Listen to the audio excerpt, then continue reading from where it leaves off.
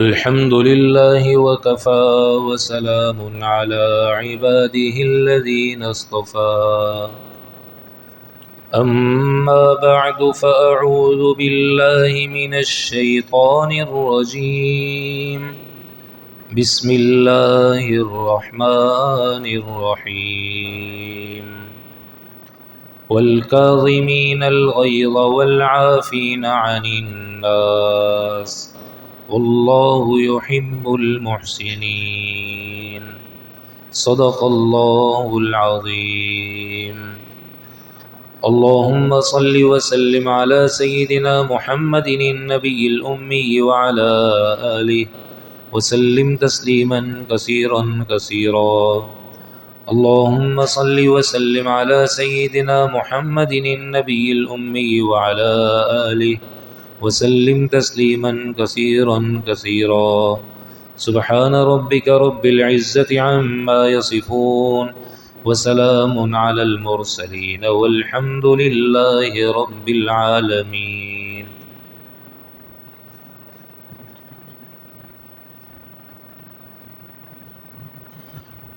میرے محترم دوستوں اور بزرگوں،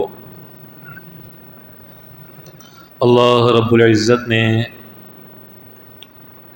بڑی قیمتی گھڑیاں اور بڑی قیمتی رات عطا فرمائی، جس رات کے بارے میں اللہ کے نبی نے فرمایا شب قدر کو تم آخری عشرے کی طاق راتوں میں تلاش کرو.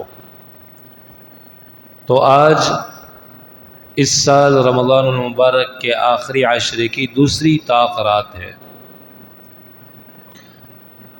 ہمیں کیا معلوم، شاید کہ آج ہی کی رات شب قدر کی رات ہو، آج ہی کی رات وہ رات ہو کہ جس رات میں ہمارے لیے فیصلے ہوتے ہیں، جس رات میں ہمارے لیے مغفرت کا اعلان کیا جائے اور مغفرت کا پروانہ ہمیں عطا کیا جائے. بڑی خوش نصیبی کی بات ہے کہ آج کی رات اللہ نے ہمیں اپنے گھر میں آنے کی اور دین کی بات سننے کی توفیق عطا فرمائی. حدیث میں اللہ کے نبی نے فرمایا کہ روئے زمین پر فرشتے گھومتے رہتے ہیں، اور جہاں کہیں دیکھتے ہیں کہ اللہ کا ذکر ہو رہا ہے ایسی مجلس کو گھیر لیتے ہیں، اور آسمان تک ان کا اس طرح تانتا بن جاتا ہے، سلسلہ قائم ہو جاتا ہے. طویل حدیث ہے، مختصر یہ ہے کہ اللہ رب العزت باوجود جانتے ہوئے بھی ان سے پوچھتے ہیں وہ کیوں بیٹھے ہوئے تھے، وہ کیا چاہ رہے تھے، اور وہ کس چیز سے پناہ اور حفاظت مانگ رہے تھے. فرشتے جواب دیتے ہیں کہ اللہ، وہ آپ کے ذکر پہ قائم ہوئی تھی مجلس، وہ جنت کے طلبگار تھے اور دوزخ سے حفاظت چاہتے تھے. اللہ فرمائے گا فرشتوں تم گواہ رہو کہ میں نے ان سب کو جنت میں داخلہ دے دیا اور جہنم کو میں نے ان پر حرام کر دیا.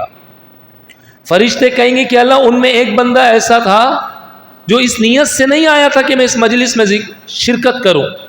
اللہ تعالیٰ فرمائے گا کہ میرے فرشتوں، وہ مجلس ہی اتنی مبارک ہے کہ اس میں آنے والا چاہے اپنے ہی کسی کام سے کیوں نہ آیا ہو، اس کی بھی میں مغفرت کا اعلان کرتا ہوں، اس کے لیے بھی جنت ہے، اس کی بھی دوزخ اس پر بھی حرام ہے.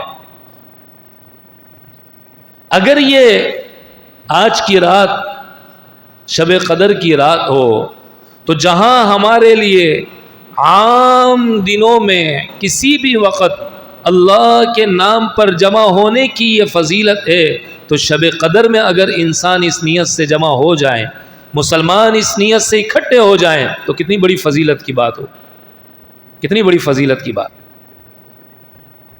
لیکن ایک شخص ایسا ہے میرے عزیزو جو آج کی رات بھی اللہ کے نبی کی حدیث کے مطابق ایک شخص، ایک برائی ایسی ہے اگر کسی مسلمان کے دل میں ہو، چند برائیوں کا ذکر کیا، ان میں سے ایک برائی، اگر یہ کسی انسان کے مسلمان کے دل میں ہو، اتنی بڑی رات اور اتنی بڑی محفل ہونے کے باوجود بھی اس کی مغفرت نہیں ہوتی، اللہ تعالیٰ اس کو کی مغفرت نہیں فرماتا۔ اور وہ بری عادت کیا ہے؟ کسی مسلمان کی دل میں نفرت کا ہونا، کسی مسلمان کے لیے دل میں کینے کا ہونا۔ اس لیے رمضان المبارک کا مہینہ ہے نا، یہ مہینہ مسلمان کی ترقی کا، مسلمان کی پرواز کی بلندی کا مہینہ ہے۔ اور اس مہینے کی روح کیا ہے؟ انسان غمخواری کرے، دوسروں کے لیے کام آنے کی کوشش کرے، دوسروں کی پریشانی میں شرکت ہو۔ اور کیا ہے اس کی روح؟ اس ماہ مبارک میں کثرت سے خرچ کرنا، مالی ضروریات کا دوسروں کی پوری کرنا۔ اور اس کی روح کیا ہے؟ کہ انسان صبر کرے۔ روزہ ہوتا ہے، اس میں انسان تھکاوٹ زیادہ لگ جاتی ہے، رات میں بھی تھوڑی بہت عبادت ہو جاتی ہے، آرام بھی مکمل نہیں ہو پاتا، تو ناگواری والا کوئی بھی حال پیش آ جائے اس پر صبر کرے، برداشت کرے۔ یہ اس ماہ مبارک کی روح ہے۔ اور کیا ہے؟ عبادت میں اپنے آپ کو تھکانا۔ اور کیا ہے؟ تقوی کا حاصل کرنا۔ یہ ساری رمضان المبارک کی روح ہے۔ اسی طرح کسی انسان کو دل سے معاف کرنا، دل کسی کے لیے اگر دشمنی اور عداوت رکھے ہوئے ہیں تو اپنے دل کو صاف کر دینا، یہ بھی اس ماہ مبارک کی روح ہے۔ اور یہ بھی اس میں ہمیں حاصل کرنے کی ضرورت ہے۔ جو مسلمان اس بات کا اہتمام کرتا ہے کہ اس کا دل دوسرے کسی بھی مسلمان کی جو اس کے ساتھ کسی نے کوئی بھی زیادتی کی ہے اس کے لیے اپنے دل کو صاف کر لے، اللہ اسے 5 انعامات عطا فرماتے ہیں۔ 5 انعامات اسے ملتے۔ سب سے پہلی دولت اور سب سے پہلا انعام اسے کیا ملتا ہے؟ وہ اللہ کا محبوب بن جاتا ہے۔ ہمارا مقصد کیا ہے؟ ہم اللہ کے محبوب بن جائیں، اللہ کی محبت ہمارے دلوں کے اندر آ جائے، اللہ بھی ہمیں پسند کرے، ہم بھی ہر چیز پر اللہ کے حکم کو ترجیح دیں۔ تو اس کا ایک نسخہ کیا ہے؟ ایک عمل کیا ہے اس کا؟ کہ انسان اپنے دل کو اگلے کی برائی سے صاف کر لے۔ وَالْكَاظِمِينَ الْغَيْظَ وَالْعَافِينَ عَنِ النَّاسِ وَاللَّهُ يُحِبُّ الْمُحْسِنِينَ۔ مومن کے ایمان کی علامت یہ ہے کہ کوئی ناگواری والا حال یا معاملہ یا رویہ اس کے ساتھ کوئی دوسرا اپنائے، وہ سخت غصے کی حالت میں بھی ہو تو غصے کو پی جائے، اور جس نے اس کے ساتھ برائی کی ہے صرف یہ نہیں کہ اس کو کچھ کہہ نہیں رہا بلکہ دل سے بھی اسے معاف کر دے۔ والعافین عن الناس، دل سے بھی اسے معاف کر۔ اللہ کے نبی نے فرمایا تم کیا سمجھتے ہو پہلوان کون ہے جو مقابلے میں کسی دوسرے کو پچھاڑ دے؟ طاقتور کون ہے جو اگلے کو ہرا کے رکھ دے؟ اچھا کون ہے؟ مضبوط کون ہے جو دوسرے کو نیچے کر دے؟ نہیں نہیں نہیں نہیں۔ لیس الشدید بالسرعہ انما الشدید الذی یملک نفسہ عند الغضب۔ وہ نہیں ہے جو دوسرے کو مقابلے کے وقت نیچے کر دے، بلکہ وہ ہے جو غصے کے حالات کے پیش آنے کے بعد شدید طبیعت میں غصے کا تقاضا ہو رہا ہے پر وہ غصہ پی رہا ہے، غصے کی وجہ سے اندر سے اٹھنے والے تقاضے پر عمل نہیں کر رہا وہ بلکہ غصہ پی رہا ہے۔ واللہ یحب المحسنین، یاد رکھو ایسے احسان کرنے والوں کو اللہ پسند کرتا ہے، اللہ پسند کرتا ہے۔ تو کتنا معمولی سا عمل ہے نا، انسان غصہ پی جائے اور کتنا بڑا اسے اعزاز دیا جا رہا ہے کہ اللہ اسے اپنا محبوب بنا لے، وہ اللہ کا محبوب بن جائے، اللہ اسے پسند کرے، وہ اللہ کا محبوب بن جائے۔ ایک ہے نا ہم اللہ سے محبت کریں، لیکن یہ عمل ایسا عمل ہے کہ اس میں اللہ بھی اپنے بندے سے محبت کرتا ہے۔ واللہ یحب المحسنین، اللہ اس انسان سے محبت کر۔ چند روزہ زندگی ہے میرے دوستو، کیا محبتیں، کیا نفرتیں، کیا دشمنیاں، کیا جوڑ، کیا توڑ انسان دنیا میں زندگی اس انداز سے گزارے۔ سب زمین کے اوپر رہ جائے گا، بڑے سے بڑا بادشاہ ہے وہ بھی اسی انداز کی قبر میں جا کے دفن ہوتا ہے، سب کچھ باہر رہ جاتا ہے، سب یہیں کا یہیں رہ جائے گا۔ دل کو صاف کرنا، دل سے معاف کرنا، اللہ کا انسان محبوب بن جائے گا، اللہ کا انسان محبوب بن جائے۔ اللہ اپنے نبی سے کہہ رہے ہیں خذ العفو وأمر بالعرف وأعرض عن الجاہلین، اے میرے محبوب آپ معاف کرنے کو پکڑ لیجئے، یعنی اپنی زندگی کا اسے ایک اہم عمل بنا لیجئے کہ آپ نے زندگی میں معاف ہی معاف کرنا ہے سب، کوئی بھی ناگواری والا معاملہ کسی کی طرف سے بھی پیش آئے آپ نے معاف کرنا ہے، یعنی اس کے علاوہ کوئی چوائس ہی نہیں ہے، کوئی آپشن نہیں ہے، آپ نے صرف اور صرف معاف کرنا ہے، اس بات کو آپ نے اپنانا ہے۔ خذ العفو، معاف کرنے کو آپ پکڑ لیجئے، زندگی میں معاف کرنے کا اہتمام کرنا ہے اور اس کو اپنانا ہے۔ تو سب سے پہلا انعام جو اللہ معاف کرنے کے برکت سے انسان کو عطا کرتا ہے وہ کیا ہے؟ اللہ ایسے انسان کو اپنا محبوب بنا لیتا ہے۔ امام زین العابدین رحمۃ اللہ علیہ کے بارے میں آتا ہے نا، کسی عذر کی وجہ سے ان کی باندی انہیں وضو کرا رہی تھی، جو لوٹا تھا، برتن تھا، وہ گرا،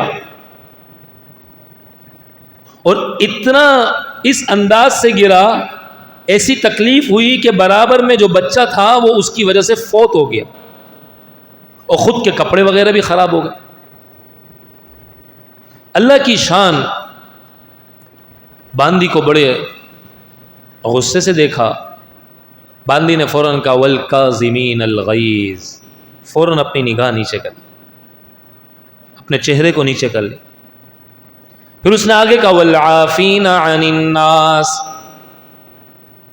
صرف غصہ نہیں پیتے بلکہ دل سے معاف بھی کرتے ہیں۔ انہوں نے فوراً کہا میں نے تجھے معاف کر دیا۔ پھر باندی نے اگلی آیت کا حصہ پڑھا واللہ یحب المحسنین، جس کی طرف سے یہ ناگواری اور یہ تکلیف پہنچی ہے اس کے لیے صرف غصہ نہیں پیتے بلکہ معاف بھی کرتے ہیں، اور صرف معاف کرنے پر ہی اکتفا نہیں کرتے بلکہ احسان بھی کرتے ہیں، اور اللہ احسان کرنے والوں کو پسند کرتے ہیں۔ آپ نے فرمایا جا میں نے تجھے آزاد کیا، جا میں نے تجھے آزاد کیا۔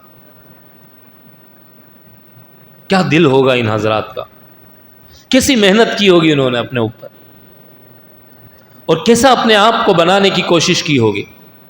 آج تو چھوٹی چھوٹی باتوں پہ نا میرے دوستوں ہم جھگڑنے نکل جاتے ہیں، چھوٹی چھوٹی بات پر لڑائی کرنے کے لیے باہر آ جاتے ہیں۔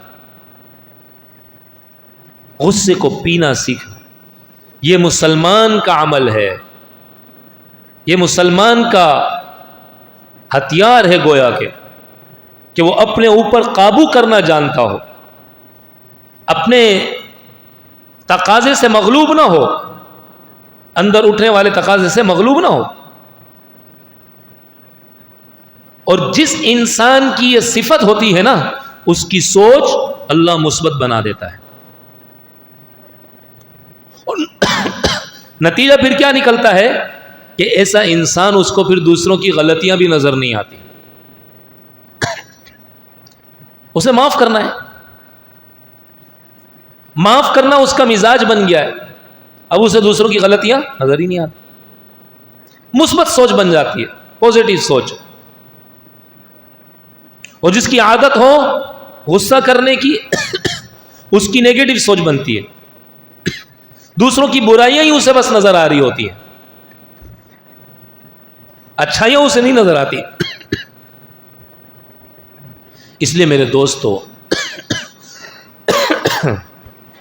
ہم کوشش اس بات کی کریں کہ ہماری زندگی کے اندر غصے پر ہمارا قابو ہونا چاہیے. غصے پر ہمارا قابو ہونا چاہیے. اللہ کے نبی کی تعلیم بھی یہی ہے. دوسرا فائدہ اس معاف کرنے والے کا یہ ہوتا ہے کہ وہ اللہ کے نبی کا محبوب بن جاتا ہے. اللہ کے نبی کا محبوب بن جاتا ہے. اللہ کے نبی صحابہ اکرام رضوان اللہ تعالی علیہم اجمعین کو اس کی پریکٹس کرایا کرتے تھے, مشق کرایا کرتے تھے کہ معاف کرنا سیکھو, معاف کرنے کا مزاج بناؤ. چنانچہ ایک صحابی اللہ کے نبی کی مجلس میں اور کہا, یا رسول اللہ, میرے غلام ہے, وہ میرے مال میں چوری بھی کرتے ہیں, جھوٹ بھی بولتے ہیں, جو بولوں وہ بات بھی نہیں مانتے ہیں, جو میں کہتا ہوں وہ یہ بات بھی نہیں مانتے, میں کیا کروں؟ میں تو انہیں معاف کر کر کے تھک گیا, اب کیا کروں؟ اللہ کے نبی نے فرمایا, اور معاف کرو. کہ کتنی مرتبہ معاف کروں؟ ایک دن میں. آپ علیہ الصلوۃ والسلام نے فرمایا, ایک دن میں 70 بار بھی اگر وہ تمہارا حکم توڑیں, غلطی کریں, تو بھی تم نے معاف کرنا ہے. یعنی بتا دیا کہ معاف کرنے کے علاوہ تمہارے پاس کوئی آپشن نہیں ہے, کوئی گنجائش نہیں ہے, کوئی دوسرا تمہارے پاس راستہ نہیں ہے. ایک ہی کام تم نے کرنا ہوگا کہ تم نے معاف کرنا ہوگا, اس کے علاوہ تمہارے پاس کوئی گنجائش نہیں ہے. اللہ کے نبی بیٹھے ہوئے تھے, ایک شخص آئے, حضرت سیدنا صدیق اکبر رضی اللہ تعالیٰ عنہ کے بارے میں کہنے لگے, یا رسول اللہ, ابو بکر نے یہ کیا, یہ کیا, یہ کیا اور یہ کیا, اور شکایت کرنے لگے گویا کہ. آپ علیہ الصلوۃ والسلام سن رہے تھے. اللہ کی شان حضرت ابو بکر صدیق رضی اللہ تعالیٰ عنہ عرض کرنے لگے, یا رسول اللہ. جب وہ خاموش ہو گئے تو حضرت ابو بکر صدیق رضی اللہ تعالیٰ عنہ اپنے بارے میں بتانے لگے. کہ سنا, آپ نے ان کی سنی ہے, میری بھی سن لیں. اللہ کے نبی کھڑے ہوئے اور جانے لگے. کہ سنا, آپ جا رہے ہیں, میری بات نہیں سن رہے. فرمایا, ابو بکر, جب تک تم خاموش تھے اور یہ بات کر رہا تھا, تمہاری طرف سے فرشتہ جواب دے رہا تھا. جیسے ہی تم نے بولنا شروع کیا, وہ فرشتہ بھی چلا گیا, تو میں نے کہا اب میرے بھی بیٹھنے کا کوئی فائدہ نہیں, اس لیے میں بھی جا رہا ہوں. اب میں بھی اس وجہ سے جا رہا ہوں. تو انسان بس اوقات یہ سمجھتا ہے فلاں یوں کہہ رہا ہے, فلاں یوں کر رہا ہے, فلاں کا یہ معاملہ ہے. اب میرا اللہ کی مدد اس انسان کے ساتھ ہو جاتی ہے جو انسان غصے کو پیتا ہے اور برداشت کرتا ہے اور معاف کرتا ہے, دل کو صاف کرتا ہے.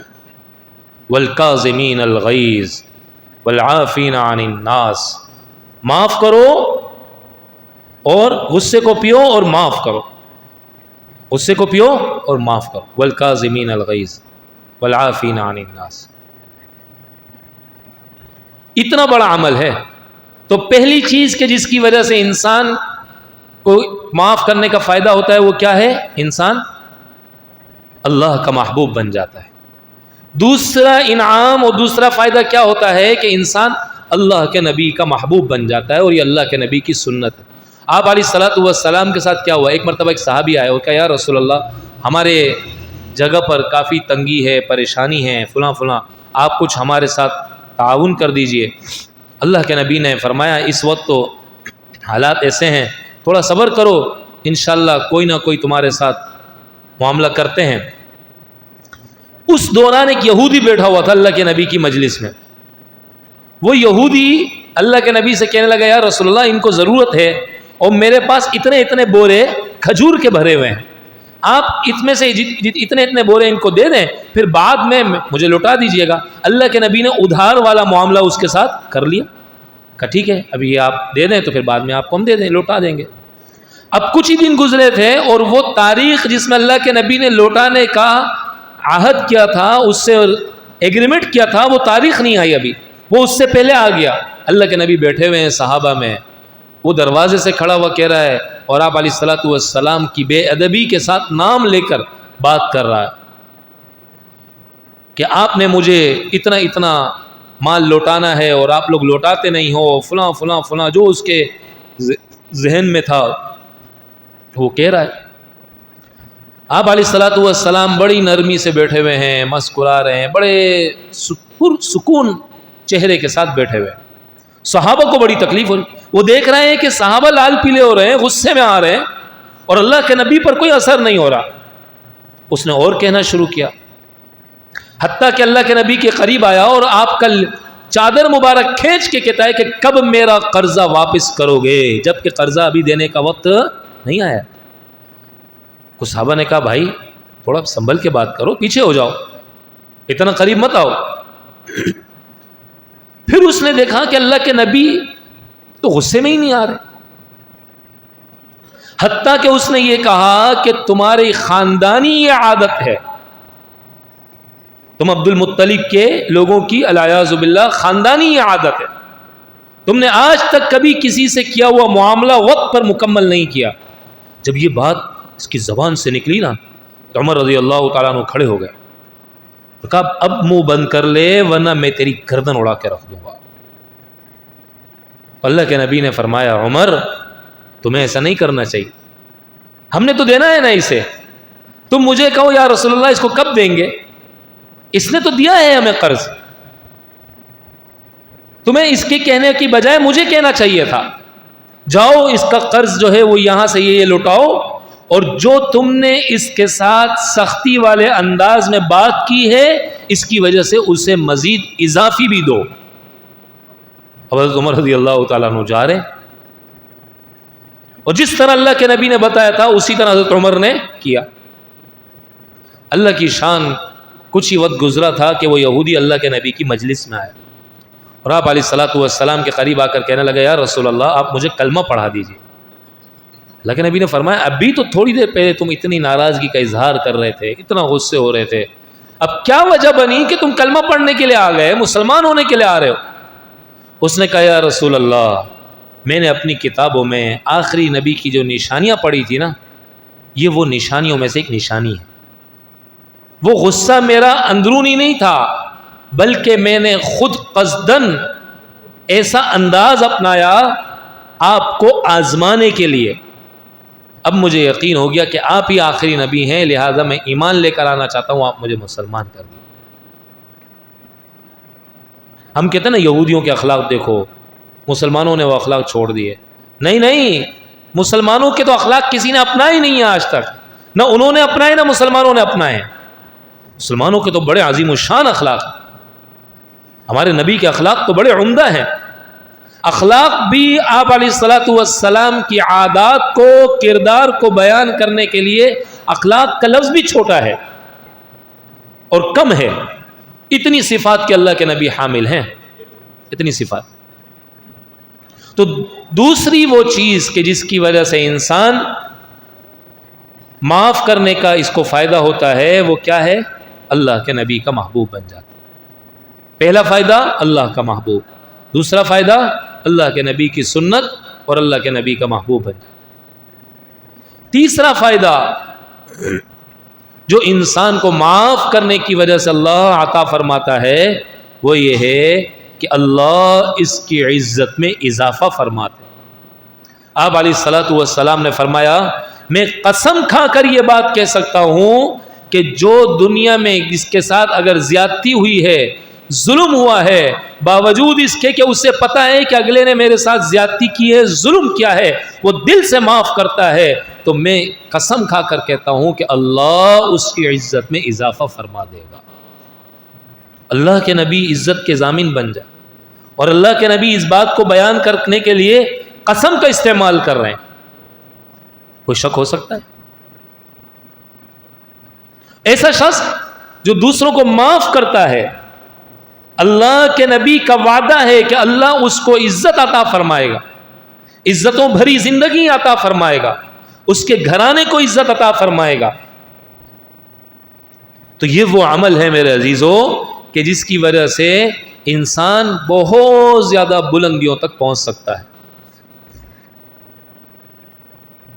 اور چوتھا وہ فائدہ جو معاف کرنے کی وجہ سے اللہ عطا فرماتا ہے کہ انسان کی زندگی کو پرسکون بنا دیتا ہے، اس کی سوچ ہی پوزیٹو ہو جاتی ہے، بڑا پرسکون رہتا ہے، کسی کی برائی کا تذکرہ نہیں ہے، اس کا کیا لینا دینا کسی کی برائی کے ساتھ، اس کے ساتھ بھی اگر کوئی برائی کرے تو اس نے معاف کرنا ہے، تو کوئی کسی دوسرے کے ساتھ برائی کرے تو اس کا اس سے کیا واسطہ ہو۔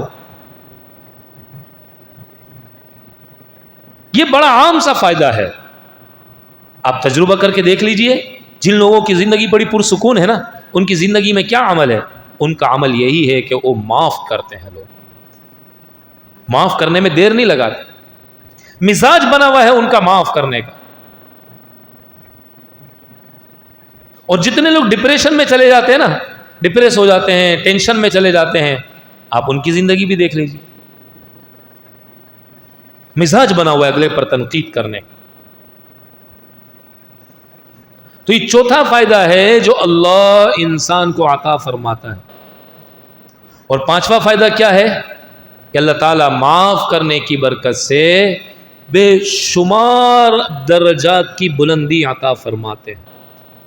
چنانچہ آپ علیہ الصلوۃ والسلام نے فرمایا نا کہ کسی شخص کو اس کی بیوی کی کوئی بات بری لگے اور وہ اس کا اظہار نہ کرے بلکہ صبر کر لے، اللہ اس کے اس مختصر سے چند لمحات کے صبر کرنے پر ایوب علیہ الصلوۃ والسلام والے صبر کا اجر عطا فرماتے ہیں۔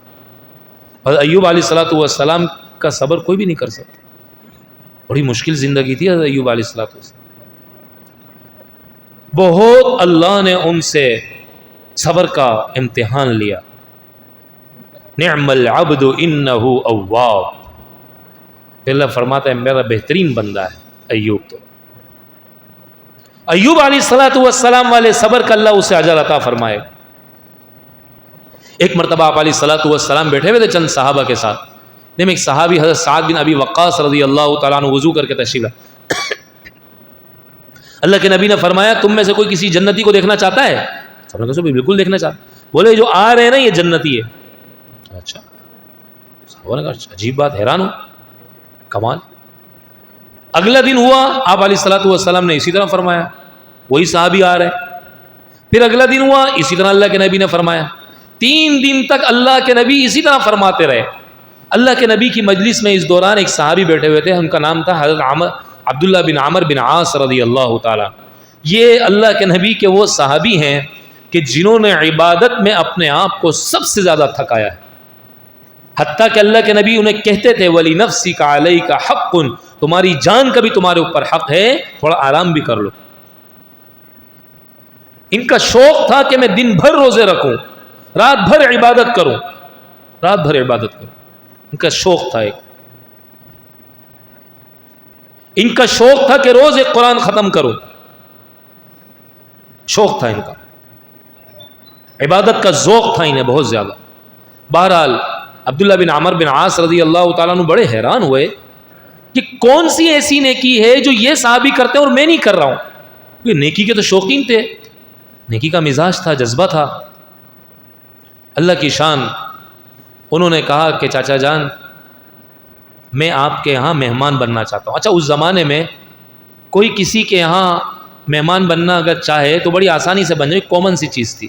3 دن تک کوئی کسی کو کہے نا میں آپ کے یہاں مہمان رہنا چاہتا ہوں، تو اگلا یہ نہیں پوچھتا تھا بھائی تم کس مقصد کے لیے مہمان بن رہے ہو، کیا تمہارا معاملہ ہے، کیا پرابلم ہے، کیا تکلیف ہے تمہیں، کوئی نہیں پوچھتا۔ 3 دن تک عبداللہ بن عمر بن عاص رضی اللہ تعالیٰ عنہ حضرت سعد بن ابی وقاص کی راتوں کو بھی دیکھتے رہے، دن کو بھی دیکھتے رہے، خلوت بھی دیکھتے رہے، جلوت بھی دیکھتے رہے، بیوی بچوں سے رویے کو بھی دیکھتے رہے، بازار کے لین دین کو بھی دیکھتے رہے، نماز تہجد ساری چیزیں۔ کوئی خاص چیز تو نہیں ہے ان کی زندگی میں جو ہماری زندگی میں نہ ہو۔ 3 دن جب گزرے نا تو کہا چاچا جان مجھے اجازت، میں جانا چاہتا ہوں. کہا بیٹے تم میرے یہاں مہمان کیوں بنے تھے؟ گھر میں کوئی جھگڑا مگڑا ہے کیا؟ گھر ادھر ہی تو ہے، اسی بستی میں تم بھی رہتے ہو میں بھی رہتا ہوں. فرمایا چاچا جان معاملہ یہ ہے کہ 3 دن تک آپ اللہ کے نبی کی مجلس میں آئے، آپ علیہ الصلوۃ والسلام نے آپ کے بارے میں 3 دن تک جنت کی بشارت کا ہم میں اعلان فرمایا. اب میں یہ سوچنے لگا کہ کون سی نیکی آپ کی زندگی میں ایسی ہے جو میری زندگی میں نہیں ہے، جس کی وجہ سے اللہ کے نبی کی سچی زبان سے آپ کے لیے دنیا ہی میں جنت کا اعلان کیا جا رہا ہے، اسے میں اپناؤں. تو میں نے آپ کی راتوں کو بھی دیکھا، میں نے آپ کے دن کو بھی دیکھا، کوئی چیز مجھے ایسی نظر نہیں آئی. تو میں نے کہا یار ہوگا کوئی عمل، اب 3 دن ہو گئے، اب بس میں چلتا ہوں. تو عبداللہ بن عمر بن عاص رضی اللہ تعالیٰ عنہ کو سعد بن ابی وقاص نے جواب دیا، ہاں بیٹے تم نے بھی دیکھا کوئی ایسی چیز تو ہے نہیں میری زندگی میں. پھر سر جھکا لیا. تھوڑی دیر کے بعد انہوں نے کہا چلو میں چاہتا ہوں. وہ جانے لگے تو سعد بن ابی وقاص نے آواز دی، بولا بیٹے بھتیجے ادھر آؤ. یہ آ گئے. کہا کیا بات ہے؟ کہا ایک چیز ہے، ایک عمل ہے میری زندگی میں ایسا. وہ کیا ہے؟ فرمایا کہ جب میں رات کو سوتا ہوں تو میں سب کو معاف کر کے سوتا ہوں، میں اپنے دل کو صاف کر کے سوتا ہوں. تو اس پر عبداللہ بن عمر بن عاص رضی اللہ تعالیٰ عنہ نے جواب دیا، ھذا لا نطیق بہ، یہی تو ہمارے بس میں نہیں ہے. کہ میں اللہ کو کہتا ہوں یا اللہ جس نے جو میرے ساتھ برائی کی بولا میں اس سے معاف کرتا ہوں، تو بھی مجھے معاف کر دے، تو بھی مجھے معاف. ہر رات میری یہ نیکی ہوتی ہے. فرمایا ھذا لا نطیق بہ، چاچا جان یہی تو ہم نہیں کر سکتے، یہی تو ہمارے بس میں نہیں. تو معاف کرنے کا ایک فائدہ کیا ہے میرے عزیزو، کہ اس کو اللہ آخرت میں بہت بڑا درجہ عطا فرماتے ہیں، درجات کی بلندی عطا فرماتے ہیں. پہلا فائدہ اللہ کا محبوب بن جاتا ہے. دوسرا فائدہ اللہ کے نبی کا محبوب بن جاتا ہے. تیسرا فائدہ اللہ کے نبی کی ضمانت اور اعلان ہے جنت، دنیا کے اندر عزت والی زندگی گزارنے کا. اور چوتھا فائدہ پرسکون زندگی اللہ اس سے عطا کرتا ہے. اور پانچواں فائدہ آخرت میں درجات کی بلندی کا اللہ اس سے کے لیے اعلان کرتا ہے. آپ علیہ الصلوۃ والسلام نے فرمایا نا، دنیا میں 2 شخصوں کے درمیان میں جھگڑا ہو، ایک شخص حق پر ہے اور پھر بھی چھوڑ رہا ہے تاکہ جھگڑا ختم ہو جائے، میں اس کے لیے جنت کے بیچوں بیچ مکان کا اعلان کرتا ہوں. اب دنیا کا میرے عزیزوں کسی نے کوئی ہمارا حق دبا لیا، وہ زیادہ قیمتی ہے یا جنت کا محل زیادہ قیمتی ہے؟ یہ سوچنے کی بات. جس چیز کی میرے ذہن اور دل میں قیمت ہوگی نا میں اس چیز کو ترجیح دوں گا. جو چیز میرے نظر میں اہم ہے میں اسی کو اہمیت دوں.